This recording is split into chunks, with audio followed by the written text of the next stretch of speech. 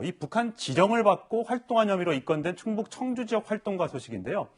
이들이 올해 초에 윤석열 전 검찰총장에 대한 탄핵 광고 모금 운동을 한 소식이 제가 전해드린 바 있습니다. 이에 윤석열 전 총장 측이 재차 압박에 나섰습니다.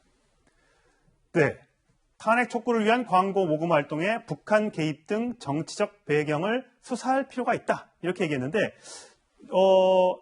광고가 나가기로 했던 이 충북 지역 매체에서는 이 돈을 모으기로 했었는데 이 금액이 모자라서 신문 광고를 하지 못했다. 이렇게 얘기를 하고 있습니다. 정 의원 보시기에는 어떠세요? 지금 이게 간첩이다, 뭐 단체다, 뭐 이런 용어를 놓고도 굉장히 공방이 벌어지고 있는데 이 정치적 의도가 있다고 보세요? 없다고 보세요?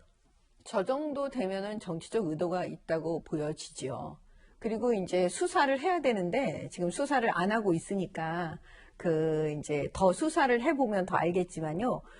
언론 보도 나온 것만 보면은 정치 영역에 간첩 활동을 한 증거를 어느 정도 포착했다고 보여집니다. 사실 그동안은 계속 의심하고 있었거든요. 사실 이게 가장 문제가 됐던 게 우리 과거에 김관진 장관 구속 영장 이제 제시됐을 때 그때였어요.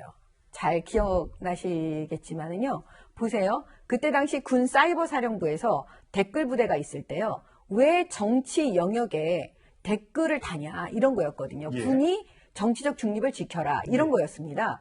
그랬는데 사실은 알고 봤더니 지금 간첩단이 우리 정치 영역에 저런 식으로 개입을 해왔다면 사실은 군은 사이버 부대에서는 당연히 댓글 부대에서 이렇게 개입을 해주는 게 맞잖아요. 그래서 제가 볼 때는 이거는 굉장한 사건이다, 사실은. 예. 그리고 이 부분에 대해서는 특검을 반드시 해야 되고요.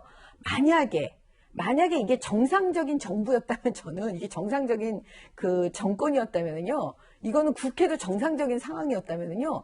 난리가 났을 거예요. 이거 국정조사 해라, 특검 해라, 막 이렇게. 근데 너무 조용하잖아요. 이것도 비정상적이라고 저는 보여집니다. 예. 일단 3명은 구속이 됐고 1명은 불구속으로 풀려난 상태이기 때문에 이 법원의 판단이 어떻게 나올지는 조금 더 지켜봐야겠습니다만 당연히 이 거론된 대선 후보나 또 다른 보수 쪽에서의 대선 후보들은 관련해서 비판을 하고 있습니다. 최재형 캠프 쪽에서는 어제죠. 이 문재인 대통령 후보 시절에 특보로 있었던 사람들이기 때문에 청와대가 이거를 해명을 해야 된다. 또 하태경 의원은 민주당이 정보위를 소집해야 된다. 안 하게 되면 북한의 정치 개입을 인정하는 꼴이 된다. 이렇게 비판을 했고요. 유승민 전 국민의힘 의원도 간첩이 실제함에도 이거 만약에 이거를 색깔론으로 몰아간다면 이건 반드시 이적 행위로 처벌해야 된다. 이렇게 강조를 하고 있습니다. 그런데 문제는 사실 이게 이제 보수 정권이 아닌 지금 나름 진보 정권이라고 하는 문재인 정부에서 이 간첩 사건이 터졌단 말이죠. 왜 국정원이 이것을 조사했을까? 여기에 대한 또 의문을 제기하시는 분들도 계시는데 어떤 이유가 있을까요?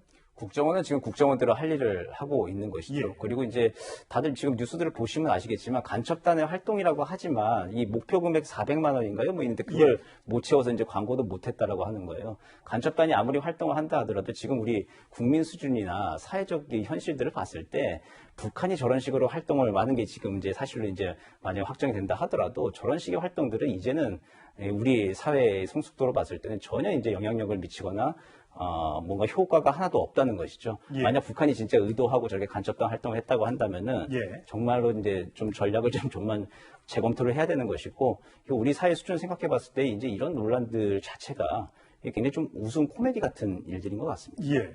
근데 우리가 이제 예전에 2007년도에 1심의 사건이라고 있었고요. 또 그 다음에 2011년도에 왕재산 사건이 있었습니다. 그 이후에 통진당 아로 사건이라고 아마 기억나실 겁니다. 예. 이석기 예. 전 의원 사건이요. 이제 점점 보면 이 사건의 특성이 뭐냐면 점점 정치권 중심으로 올라가고 있다는 게 굉장히 이제 주목되는 대목이에요.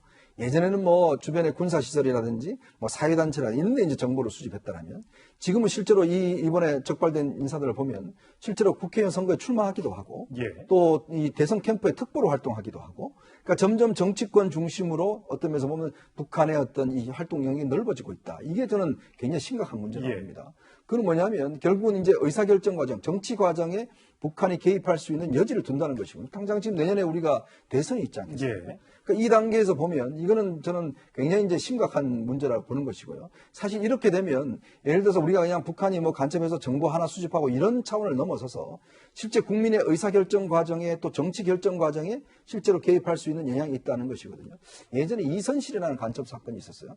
그때만 하더라도 정치인들 뭐 접촉해서 나중에 이제 문제가 됐었는데 마찬가지로 이번 같은 경우는 이게 충북 지역입니다. 저는 이제 의심이 드는 게 뭐냐면 과연 이게 한 지역에 있는 정도로서만 끝날 것인가라는 문제예요. 과연 북한의 지금 이게 김영철이가 가지고 있는 통정부에서 했다는 것인데 과연 충북 지역에 그냥 FC-35 때문에 했을 것인가? 아니면 이게 전국적으로 상당히 퍼져 있을 가능성이 있을 것인가? 저는 이 부분도 국정원이 좀 더 수사를 해서 살펴봐야 되는 것이 과연 이들이 그러면 접촉한 60여 명에 되는 포섭 인물이 누구인 것이고 그중에서 접촉한 인물은 누군가요? 예. 이 부분도 좀 더 면밀하게 좀 따져봐야 될 지점이 아닌가 싶습니다. 예, 알겠습니다.